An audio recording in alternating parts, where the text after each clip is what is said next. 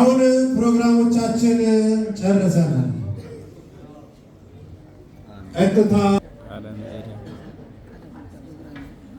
እሺ እንግዲህ ባለፈው ሁላችንም እንዳየነው ጥምቀትን አክብረናል። ቀጣይ የዛሬ ሳምንት ደግሞ አስተርእዮ ማርያም ትነግሳለች። ያው በቦታው ችግር ምክንያት ጠዋት አንመጣም።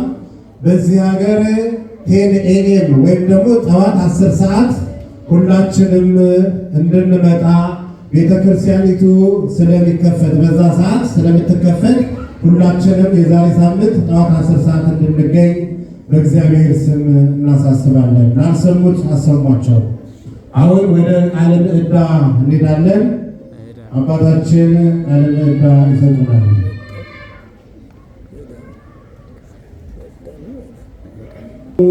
እዚህ ለሌሉት ሁላችሁም ያው እንደተነግሯቸው እመቤታችን ጥር አስተርእዮ ሁሉም በጉጉት የሚጠብቀው በዓል ምናልባት ሚዲያ መከታተል የማይችሉ ሰዎች ካሉ ለመምጣት ደግሞ አቅም የሌላቸው ካሉ እናንተም ከእግዚአብሔር በረከትን ታገኛላቸው።